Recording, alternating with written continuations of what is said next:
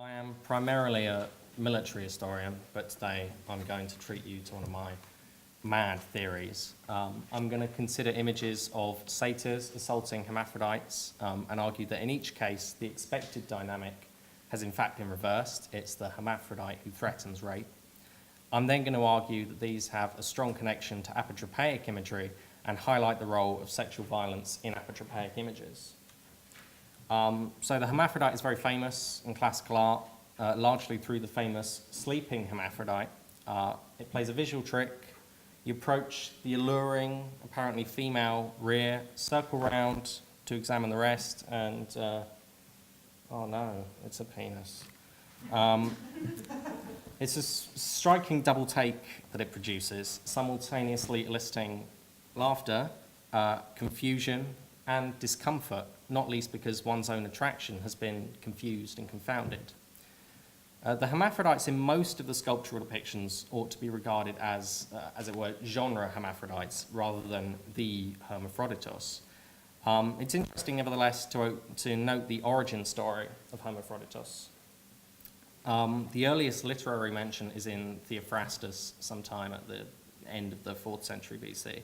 But the sources are either silent or unilluminating, really, until Diodorus in the mid-1st century BC. And he's the first to mention the plausible story that Hermaphroditus was the offspring of Hermes and Aphrodite. And then with Ovid, we get the well-known tale of Hermaphroditus being born a male child who at the age of 15 is espied by the smitten Salmachus, a nymph. And when Hermaphroditus rejects Salmachus' advances, she pretends to leave, then creeps up on him and throws herself around him until, after Salmachus beseeches the gods to make it so, they are fused together into one double-sexed being. And the process is described, interestingly, very much like a rape. Quote, she held him to her, struggling, snatching kisses from the fight, putting her hands beneath him, touching his unwilling breast, overwhelming the youth from this side and that. At last, she entwines herself face to face with his beauty, like a snake lifted by the king of birds and caught up into the air as Hermaphroditus tries to slip away. I think it's interesting that the origin story of Hermaphroditus, and indeed we might consider this story a sort of allegorical etiology for hermaphroditism more generally, it's centered on a sort of rape. And it's a rape where the usual gender roles of male perpetrator and female victim are reversed. Bear that in mind. We don't really have any idea of the antiquity of Ovid's version. The fact that it's omitted in Diodorus' account, I don't think really matters because Diodorus' account is so short, and he says that he's only mentioning it really to make a comparison with Priapus. Ovid begins his story by saying how infamous is the spring named after Salmachus, so suggests possibly that this was a well-known tale long before Ovid committed it to writing. Let's look at the images I'm dealing with, featuring assaults by satyrs. So here's the brilliant Dresden type. It's known through over 30 Roman copies in various media, 28 of which are marble sculptures. The Hellenistic original might date anywhere from the 3rd to the 1st centuries BC, and it's often associated with the symplegma created by Cephisodontus, as described here by Pliny. The fingers which seem to sink into living flesh rather than marble, as you can see, certainly rings true. Now, much like the sleeping hermaphrodite, we see the figure and assume it's female. An ancient viewer would have assumed it was a nymph, like this one, as these are commonly the subjects of satyrs' attacks. So you walk round, and once again, we have the double take. Not a woman, not a nymph, but a hermaphrodite. And it's an interesting possibility that when we view the sleeping hermaphrodite type, we're supposed to occupy the position of a sort of satyr figure, sort of approaching, creeping up on this figure with lecherous intent, only to have our attraction thoroughly repulsed. And as a viewer with this one, there's an interesting question left entirely up to us at this point. Are we sharing the satyr's surprise at this discovery? Or is there a delicious dramatic irony because the satyr hasn't realized what we know? But there is also a second double take, which close inspection produces. What looks at first like an incredibly sort of intense struggle. I mean, this is a moment of really explosive action. I think that's why I keep coming back to this. It's a moment of real embodied kinetic force. But closer inspection reveals that what looks like a desperate struggle following a sudden attack by a satyr is in fact going the hermaphrodite's way. The hermaphrodite is not simply trying to shove the satyr off. The right foot comes round to trap the satyr's left leg, no sign of the hermaphrodite trying to run away or anything, while the left arm is used to tip the satyr backwards. The right arm plunges into the satyr's face, and the middle and index fingers pushing into his eyes. And note what the satyr is doing with his own arms. All he's trying to do at this point is rip the hermaphrodite off him, pull that arm away. So in fact, essentially now he's the one under attack, and he's the one trying to get away. Bert Smith writes that the hermaphrodite's head is, quote, related to those of the smiling nymphs, like the one on the last slide, and shows that, despite the vigor of the action, we are still in a trouble-free Arcadian world where attempted rape is Dionysian play. I think Smith underrates the violence of the action, and although the hermaphrodite has a sort of slightly wry smile, the satyr's face bears no sign of amusement, and his arms desperately try to claw off the assailant, whose fingers might very well be about to do real damage to his face. This is not play. Let's compare the other main satyr-hermaphrodite group. I'll call it the seated hermaphrodite. There are about 12 replicas of this type, and it's unclear whether there was an original Hellenistic sculptural prototype, or whether these were inspired by the 8 or so reliefs of this scene from mid-2nd century BC Calenian cups, like this one. So let me just show you, these aren't very good photos, I don't think, but this is a restored version, so you can see that the arm of the satyr's been restored. It's from the Torlonia collection in Rome. So the hermaphrodite has a sort of rather languid pose. She seems quite relaxed, and she's using her right arm to twist the satyr's arm behind his head, and she uses both of her legs to pinion the satyr's left leg and drag him in towards her. The erect penis that you can see on the hermaphrodite is a restoration. They've all broken off the originals, but sizable traces remain on the stone. And if you kind of look at the state of the drapery, it's sort of pulled down such that the penis is clearly meant to be exposed, directed upwards and therefore erect, directed towards the satyr. And I think the element of menace and the satyr's shocked realization of what's happening is really heightened here by the locked eyes of the two figures. The hermaphrodite's slight smile and tilted head evoke a sort of amused curiosity, as if she's enjoying holding and toying with this satyr. If we just compare the nymph, I think you can really see how prominent in this one the theme of domination and threat is in the case of the hermaphrodite. And note, obviously, the rather different sizes. I mean, the hermaphrodite seems a lot bigger than the almost comically small satyr. As Smith notes, in Dionysian art, satyrs rarely achieve their rapacious goal. They court, stalk, and seize.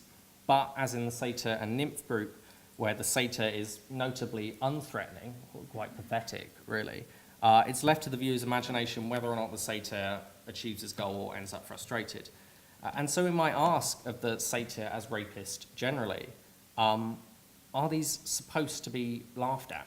Of course, satyrs play a comic role in classical culture more generally, and so are these satyrs meant to be derided for their impotence, for their failure to impose themselves on the objects of their lust, whether laughed off by the nymphs or violently repelled, even threatened with penetration, by the hermaphrodites?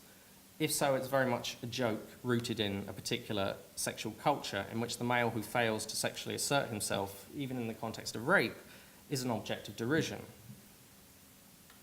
Eileen Adutian separates our two types. listing the Dresden type under satyr as aggressor, and the seated type under hermaphroditus, under hermaphroditus as aggressor, yeah.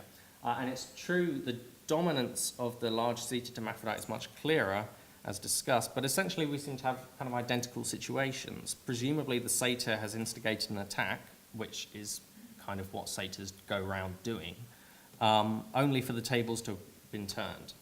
And in fact, we now have, I think, the threat of rape coming from the hermaphrodite, who is, of course, able to penetrate the satyr. The hermaphrodite was a figure which could be dangerous and threatening. As I'll return to at the end, in the Republican era, the Roman state ordered the killings of numerous hermaphrodites who were seen as dangerous portents. There was also the daimon Aegisthus, who had male and female sexual organs, and was so powerful and destructive that the gods castrated him out of fear by tying his penis to his foot when he was asleep, so that when he woke up and stood up, he ripped his own penis off. I don't have a picture of that, but did any of you ever try to pull out a wobbly tooth by tying a bit of string around it and slamming it in a door? That's what we're dealing with. Eileen Ajutian has argued that we might possibly identify the sleeping hermaphrodite type as Aegisthus. Not an implausible suggestion. And if an ancient viewer had Aegisthus in mind, the hermaphroditic subjects of sculptures might have been imbued with a certain added power and danger. Now, the dynamics of sexual violence in these images is interesting in itself, but let's turn to the issue of interpretation. The seated type has received very little discussion, but the Dresden type has been interpreted variously as simple eroticism, a metaphor for love's simultaneous pleasure and anguish, a representation of contradictions in the forces of nature, an agonistic rather than erotic struggle similar to wrestler groups, or in a theatrical context as a mirror of the social inversions often represented on stage. I don't wish to dispute or disqualify any of these interpretations, but I wish to argue for an apotropaic function, or at the very least a strong connection to apotropaic imagery for these types. Apotropaic imagery, prevalent in Greek and Roman cultures, as it is in many historical and even contemporary cultures around the world, aims to avert harmful, malign influences, or the evil eye of envy more specifically, by threatening and repelling these superstitious threats. Most commonly in classical culture, it's phallic imagery, which serves this purpose. Eileen Ajutian has argued for an apotropaic function for the sleeping hermaphrodite. Although its penis is small, it is crucially surprising, providing the element of shock important in much apotropaic imagery. As in Plutarch's comment that apotropaic objects, or proboscania, deflect the evil eye with their strangeness, their atopia. The voluptuous figure is appealing to the evil eye, drawing it in before repulsing it. The early Anasaur Romanos types on the right there have obvious similarities with apotropaic images too. Many hermaphrodite images were located in very appropriate places for apotropaic defenders, in public baths and gymnasia, and close to the entrances of houses, as in, there's a set of marble plaques from 2nd century BC Delos. But the hermaphrodite's phallus, I argue, is not just apotropaic in itself. The satyr hermaphrodite images, in them, the threat of rape which it represents is also key. The role of rape threats in apotropaic imagery is often left out somewhat. But as Slane and Dickey put it, quote, ultimately, the erect phallus, when used as an apotropaeum, mainly represents a threat of buggery, although it may well be that it could also signify other forms of sexual violence. The authors use the term buggery specifically to refer to anal penetration. Why did I explain that direct to the camera?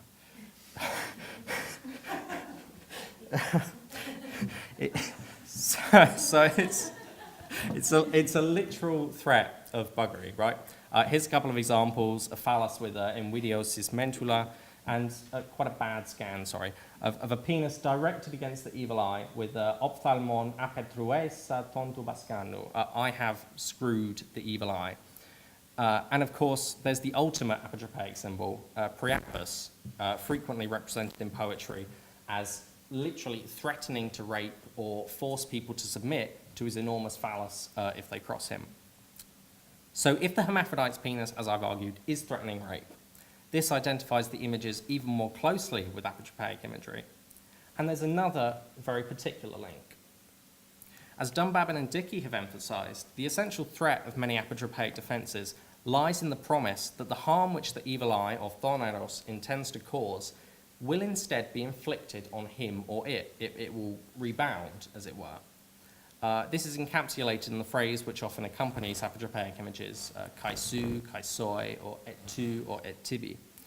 Here's an example. Kaisu, written above this apotropaic dwarf, his huge phallus curves pointedly towards the evil eye, which is also being sort of attacked and skewered and bitten by all manner of instruments and creatures. And thus, I think, in a very profound way, the action in the satyr hermaphrodite scenes enacts this threat. The satyr who had intended to rape what he thought was a nymph is now the one threatened with rape. The face of the satyr grimaces in pain or fear.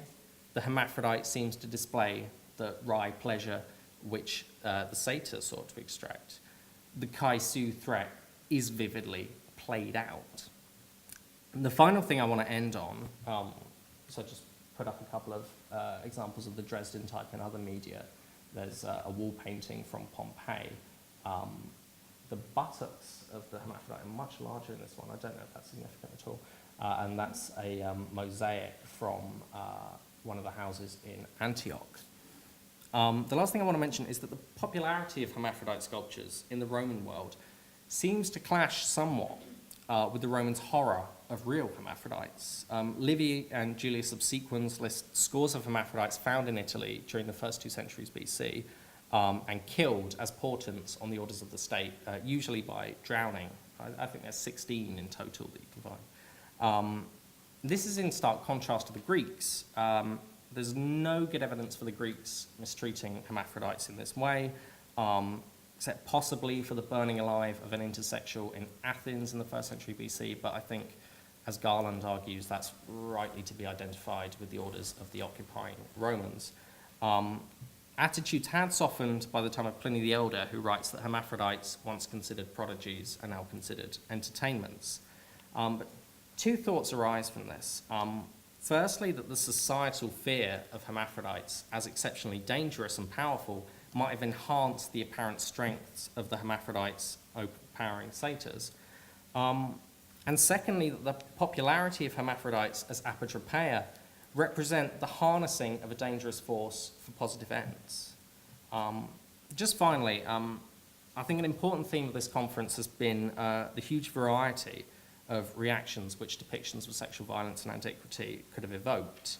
And my images, which featuring as they do a pair of sort of strange mishwesen, and therefore perhaps more capable of exploring the limits of the subject.